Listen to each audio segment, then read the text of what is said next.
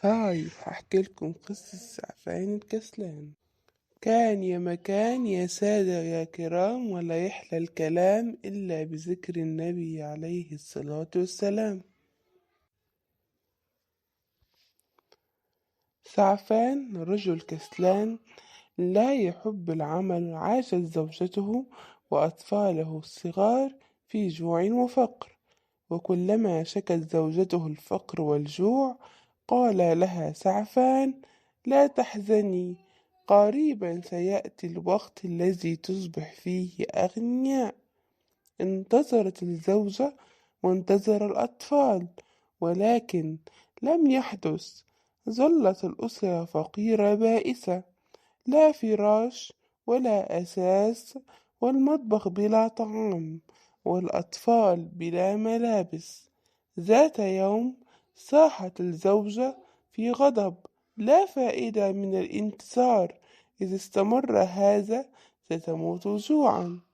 أخيرا قرر سعفان أن يسافر إلى أحد الحكماء ليسألوه كيف أتخلص من الفقر وأصبح من الأغنياء. أعد سعفان كل ما يحتاج إليه في رحلته الطويلة، ثم مشى في طريقه. سار سعفان 3 أيام، ثم التقى بذئب ضعيف هزيل الجسم، يبدو عليه المرض الشديد.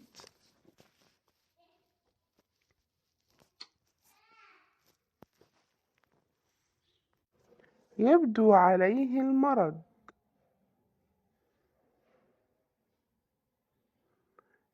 سأل الذئب: سعفان، إلى أين تذهب يا صديقي؟ أجاب سعفان: أنا ذاهب إلى الحكيم،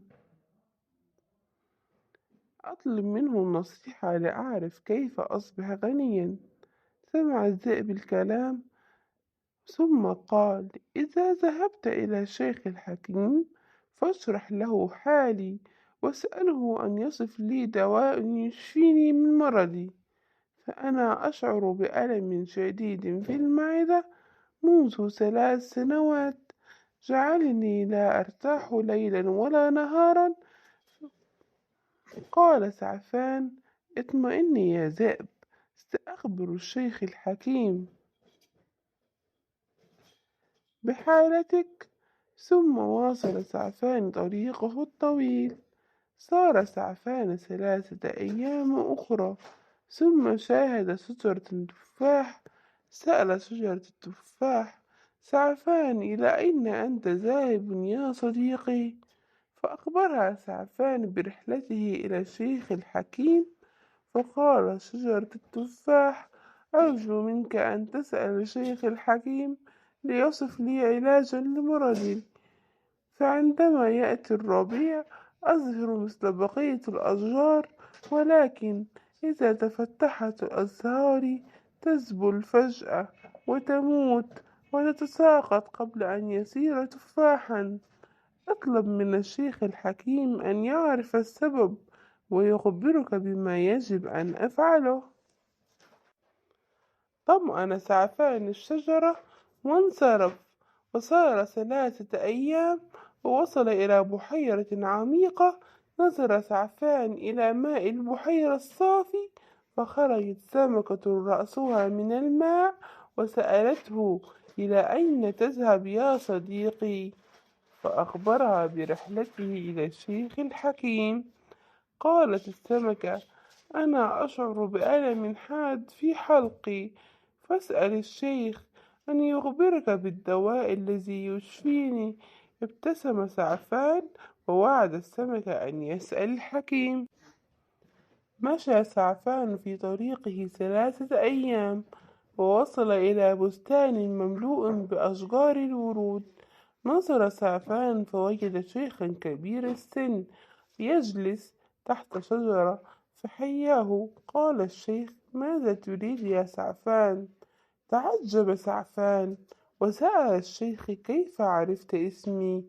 أجاب الشيخ: أنا حكيم الذي تقصده، أخبرني ماذا تريد؟ قال سعفان: جئت أشكو لك حالي، منذ مولدي وأنا فقير بائس، لا أجد المال، أريد أن أصبح غنيا حتى أترك الكوخ الذي أسكن فيه وأنتقل إلى قصر كبير وأشتري لزوجتي وأولادي الطعام والملابس. قال الشيخ: هل تريد أن تسألني عن شيء آخر؟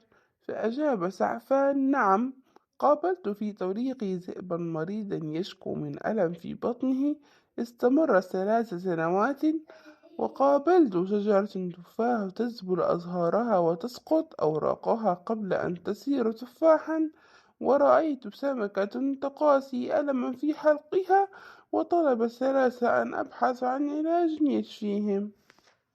اعتدل الشيخ في جلسته وقال: سبب ألم السمكة جوهرة التصقت بحلقها، وسينتهي الألم إذا خرجت الجوهرة، وشجرة التفاح لا تثمر بسبب جرة بها ذهب مدفونة تحتها تمنع الماء عن جذورها.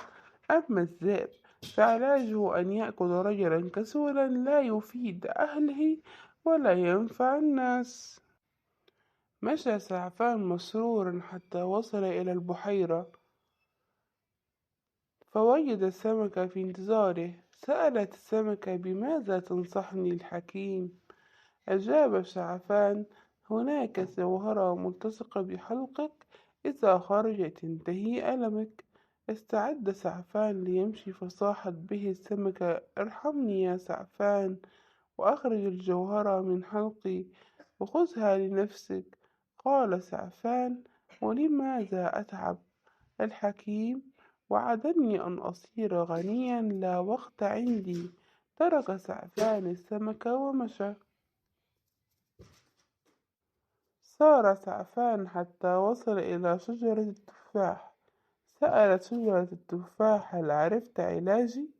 قال سعفان: هناك جرة مملوءة بالذهب مدفونة في الأرض تحتك تمنع عن جذورك الماء. أراد سعفان الانصراف، فصاحت الشجرة: أرجوك يا سعفان، احفر الأرض وأخرج جرة الذهب وخذها لنفسك. قال: لن أتعب نفسي، أخبرني الشيخ الحكيم أنني سأحصل على ما أريد. ترك سعفان الشجرة الحزينة واستمر في طريقه حتى قابل الذئب المريض، فسأله الذئب: ما نصيحة الحكيم؟ قال سعفان: نصيحته لك أن تأكل رجلا كسلان لا يفيد ولا ينفع أحدا. سأل الذئب سعفان عما رآه في الطريق، فأخبره سعفان بقصته مع السمكة وشجرة التفاح. ثم قال سعفان: رفضت أن أساعدهما،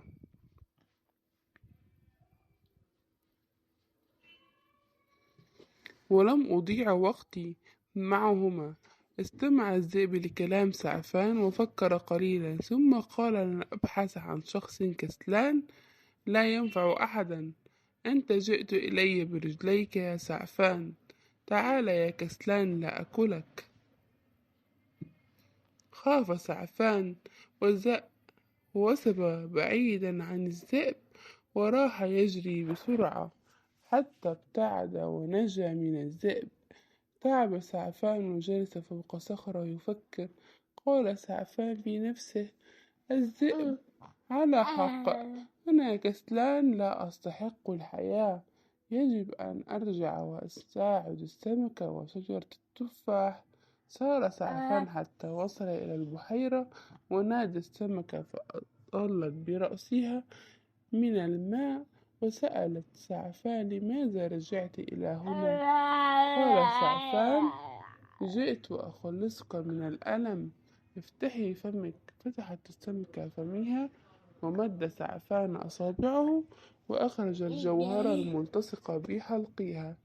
فرحت السمكة وشكرت سعفان وقالت له: خذ هذه الجوهرة هدية لك.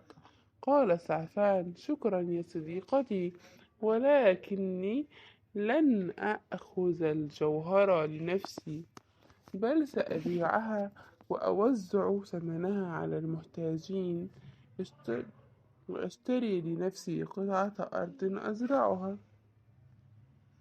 توجه سعفان إلى شجرة التفاح فتعجبت وسألته: لماذا رجعت إلي؟ قال سعفان: جئت لأخرج الجرة التي تمنع عن جذورك الماء.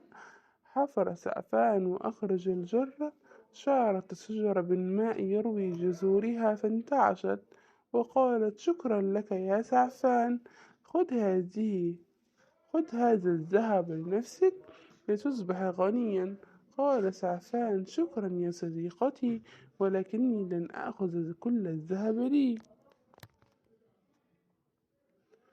سأوزع بعضه على الفقراء والمساكين، وأشتري بما يتبقى ما أحتاجه لزراعة أرضي. سار سعفان نحو قريته وفي الطريق كان يوزع الذهب على الفقراء والمحتاجين. وأخيرا وصل سعفان إلى كوخه فوجد زوجته وأولاده في انتظاره. سألته زوجته: هل أخبرك الشيخ الحكيم كيف تصبح غنيا؟ قال سعفان: نعم يا زوجتي، يجب أن أكد وأعمل باجتهاد وأتقن عملي وأفيد الناس والمجتمع، والله يرزقني كما يشاء. ترك سعفان الكسل والإهمال وبدأ يزرع الأرض التي أمام كوخه بهمة ونشاط، وكان يبيع المحصول ويحصل على المال وينفق على أهله. بعد سنوات صارت عنده مزرعة كبيرة وأصبح من الأغنياء.